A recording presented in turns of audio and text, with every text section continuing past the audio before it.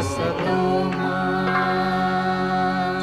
सद्गमय तमसो मा ज्योतिर्गमय मृत्योर्मामृतं गमय। सुशान्तिर्भवतु सुशान्तिर्भवतु सुशान्तिर्भवतु।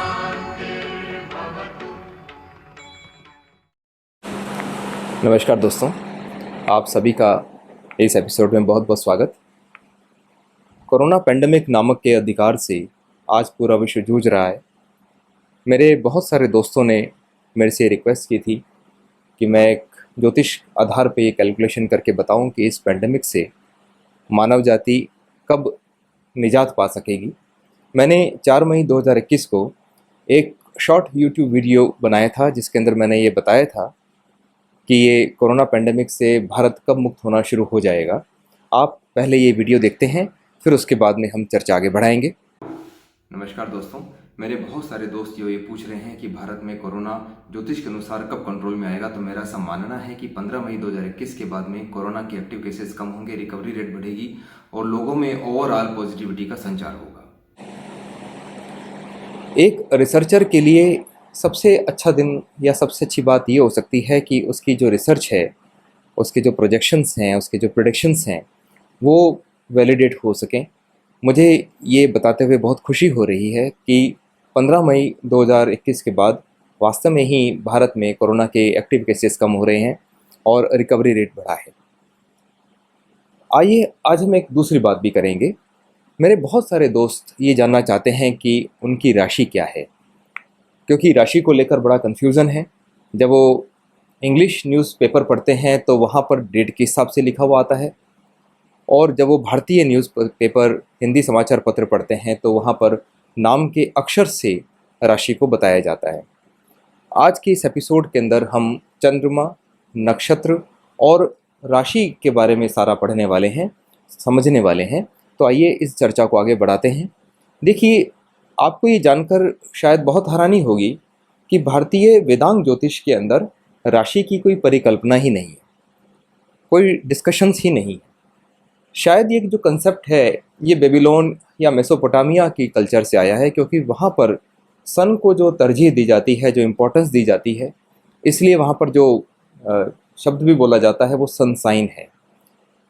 वहाँ पर सन को ज़्यादा तरजीह है, सूर्य को ज़्यादा इम्पोर्टेंस है। हमारे वेदांग ज्योतिष के अंदर चंद्रमा को ज़्यादा इम्पोर्टेंस दी जाती है।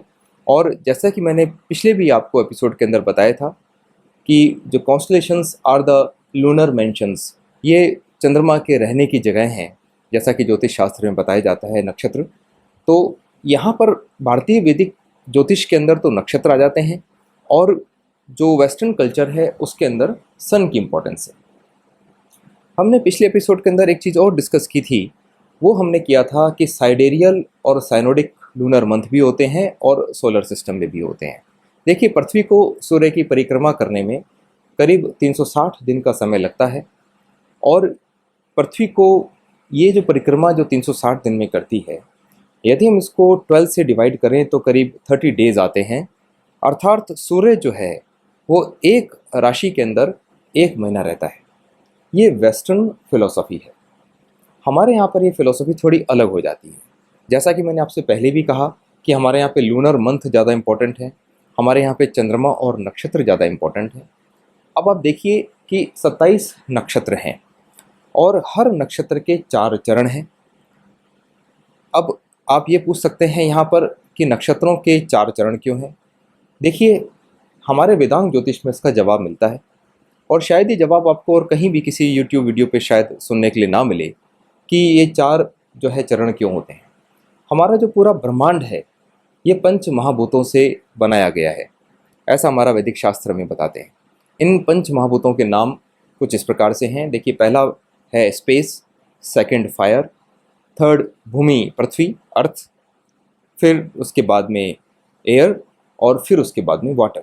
तो ये 5 महाभूतों से हमारा शरीर, हमारा ब्रह्मांड बना है। अब चूंकि नक्षत्र जो है वो ऑलरेडी स्पेस में रहते हैं, तो बाकी के जो 4 महाभूत हैं वो नक्षत्रों के 4 चरण हैं। हर नक्षत्र के 4 चरण होते हैं। अब आप देखिए, जो पिक्चर आप सामने देख भी पा रहे हैं कि आप देख सकते हैं इसके अंदर कि नक्षत्र के 4 चरण हैं, और अगर हम 27 को 4 से मल्टीप्लाई करते हैं तो अंक आता है 108। अब आप समझ ही गए होंगे कि 108 की इम्पोर्टेंस क्यों है। हमारे यहाँ पर हम हर किसी प्रतिष्ठित व्यक्ति के आगे, स्पेशली किसी गुरु के आगे, किसी साधक के आगे हम 108 शब्द का इस्तेमाल करते हैं, जैसे श्री श्री 108 महाराज। ये द्योतक है इस बात का कि अगर आप उस व्यक्ति का नाम लेते हैं तो सभी 27 नक्षत्र और उनके चारों चरण की परिक्रमा आपने संपूर्ण कर ली और वो शुद्ध हो गए। तो हमारे यहाँ पर जो नक्षत्रों का परिकल्पना है वो काफ़ी पुरानी है। और अब जब हम ये देखते हैं कि नक्षत्र 27 हैं और उनके 4 चरण हैं, ये तो हमारा कंसेप्ट निकल के आया। अब आइए हम राशि की तरफ देखें। तो जब हम सोलर सिस्टम से या सन को इम्पोर्टेंस देते हुए हम परिकल्पना करते हैं तो 12 राशियाँ निकलती हैं। हमारे वैदिक ऋषि मुनियों ने मनन करके इस वेस्टर्न फिलॉसफी को इतना अच्छा इंटीग्रेट किया, इतना अच्छा इंक्लूज किया हमारे वैदिक शास्त्र के अंदर कि आज की डेट के अंदर जब हम पलट कर देखते हैं तो शायद हमें ऐसा लगता है कि राशि का जो कंसेप्ट है वो हमारे वेदांग ज्योतिष से ही निकला है। ये इतना बखूबी इस्तेमाल किया है इन्होंने। अब थोड़ी सी मैथमेटिकल कैलकुलेशन हम करते हैं तो हम पाते हैं कि देखिए, राशियां हैं 12, नक्षत्र हैं 27 और उनके चरण हैं 4। एक थोड़ी सी मैथमेटिकल कैलकुलेशन हमें ये बताती है कि अगर हम 108 को 12 से डिवाइड करेंगे तो हमें 9 की फिगर आएगी। तो एक राशि में 9 चरण होते हैं। तो इस प्रकार से सभी राशियों के अंदर जो चरण हैं वो इस प्रकार से माने गए। अब देखिए आप कि हम किस प्रकार से कैलकुलेट करते हैं। जैसे कि पहली राशि है मेष। मेष के अंदर जो 9 चरण हैं उनमें 4 चरण अश्विनी के, 4 चरण भरणी के और 1 चरण कृतिका का है। और इसी प्रकार से आगे हम चलते रहते हैं। हम ये भी देखते हैं कि ये 12 राशियों के नाम क्या हैं। आइए हम इनको जानें कि इन 12 राशियों के नाम क्या हैं। देखिए, प्रथम राशि है मेष या एरीज, दूसरी राशि है वृष या टॉरस, तीसरी राशि है जेमिनाई या मिथुन, चौथी राशि है कर्क या कैंसर, पांचवी राशि है लियो या सिंह, छठी राशि है वर्गो या कन्या, सातवीं राशि है लिब्रा जिसको हम तुला भी कहते हैं, फिर उसके बाद में वृश्चिक, स्कॉर्पियो, तत्पश्चात सेजिटेरियस या धनु, फिर उसके पश्चात मकर अर्थात कैप्रिकॉन, फिर उसके बाद में एक्वेरियस या कुंभ, और लास्ट 12th जो राशि है वो है पाइसिस या मीन। तो इस प्रकार से 12 राशियां हैं और हर राशि के अंदर 9 चरण होते हैं। अब हम इस राशियों को निकालें कैसे? कैसे सिंप्लीफाई वे के अंदर हम ये देख सकते हैं कि हमारी राशि कहाँ पर है? तो उसके लिए करना क्या है? इसके लिए करना ये है कि हमें ऑनलाइन वेबसाइट, जो भी वेबसाइट जैसे astrosage.com है या बहुत सारी दूसरी वेबसाइट्स भी हैं जो कि आपको ऑनलाइन पत्री बना कर देती हैं।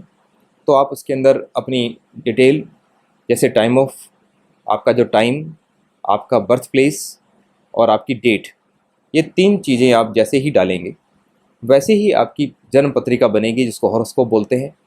और अब आप ये भी देख सकते हैं कि चंद्रमा जो है वो किस राशि में है। जहाँ पर चंद्रमा जिस राशि में स्थित है हम उसको जो है वो चंद्र राशि बोलते हैं। और आप ये भी देखें कि जो आपका सन है, आपका जो सूर्य है, वो किस राशि में स्थित है। तो वहाँ से हमें ये पता चलता है कि आपका सन साइन क्या है। देखिए, मैं एक थोड़ी सी यहाँ पर आपको और जानकारी दे दूँ, क्योंकि वेस्टर्न जो फिलॉसफी है, वेस्टर्न जो एस्ट्रोलॉजी है, वो सन से इंस्पायर्ड है, तो वो फिक्स है। वहाँ पर 21 मार्च को, एक जैसे मैंने आपसे पहले ही कहा कि 20 मार्च जो है वो इक्विनॉक्स का दिन होता है, तो वहाँ से वो एरीज को काउंट करनी शुरू करते हैं। तो 20 या 21 मार्च से लेकर 21 अप्रैल वहाँ पर एरीज होता है, 22 अप्रैल से 22 मई टॉरस होता है, वृष होता है, और इसके आगे चलते रहते हैं। वो हमारे यहाँ पर जो कैलकुलेशंस हैं वो ज़्यादा सटीक हैं, क्योंकि हमारे यहाँ पर हम तीनों चीज़ों को देखते हैं। अर्थात हम लग्न को देखते हैं, हम चंद्र राशि को देखते हैं और हम सूर्य राशि को देखते हैं। अमूमन ये भी प्रश्न मेरे से पूछा जाता है कि हमें किसको इम्पोर्टेंस देनी चाहिए। देखिए, तीनों की अपनी अपनी जगह है, इम्पोर्टेंस है। लग्न जो है वो आपके व्यक्तित्व का कारक है, जो सूर्य है वो आपके कर्तृत्व का कारक है और चंद्रमा जो है वो आपके मन का कारक है। तो हमें तीनों को ही इम्पोर्टेंस देनी चाहिए। अब हम ये देखें कि हमारे यहाँ पर भारतीय जो परंपरा है उसके अंदर जो नामकरण किया जाता है वो कैसे किया जाता है। हमारे यहाँ पे जो नामकरण करने की जो परंपरा है वो नक्षत्रों से आती है। आप सामने अपने चार्ट देख सकते हैं। इस चार्ट के अंदर देखिए, हर नक्षत्र है और उस नक्षत्र से संबंधित वो शब्द है जिस पर उस बालक या बालिका का नाम रखा जाएगा। करना वही है कि आपको तीनों चीज़ें, time of birth, place of birth and date of birth, ये तीनों आपको डालनी है किसी भी ऑनलाइन वेबसाइट पे, या बहुत सारी मोबाइल ऐप्स हैं जो कि ये काम अच्छा करती हैं, तो आप डालिए और उसके अंदर आप देखिए कि चंद्रमा किस नक्षत्र में है। और फिर उसके आगे ये जो चार्ट मैंने आपको दे रखा है ये आपको आगे लिंक में भी मिलेगा, डिस्क्रिप्शन के अंदर भी मिलेगा। आप इस चार्ट के अंदर देखिएगा। इस चार्ट के हिसाब से जो भी नक्षत्र होगा उस नक्षत्र के आधार पे जो नाम का जो अक्षर है वो आपको मिल जाएगा। इसके बाद आप उस बच्चे का, उस बालक का, उस बालिका का नाम जो है वो इस नाम से रख सकते हैं। एक बात यहाँ पर और भी इम्पोर्टेंट, क्या आपको पता है कि मूल नक्षत्र का नाम मूल क्यों पड़ा? क्यों ऐसा है कि मूल नक्षत्र को बड़ा ही इम्पोर्टेंस दी जाती है हमारे सभ्यता में, हमारे समाज में? अमूमन हम कई लोगों से सुनते हैं कि मूल नक्षत्र में जन्मे बालक जो हैं उनकी पूजा 27वें दिन करवानी चाहिए जब वापस वही मूल नक्षत्र आए। इन सब की चर्चा हम नेक्स्ट एपिसोड में करेंगे। मुझे उम्मीद है कि आपको ये एपिसोड पसंद आया होगा। आपके कमेंट्स मुझे बहुत मोटिवेट करते हैं इसी प्रकार के ज्ञानवर्धक सामग्री आप तक पहुंचाने के लिए। नेक्स्ट एपिसोड में जल्दी ही आपसे मुलाकात होगी। तब तक के लिए आज्ञा दीजिए। बहुत बहुत धन्यवाद।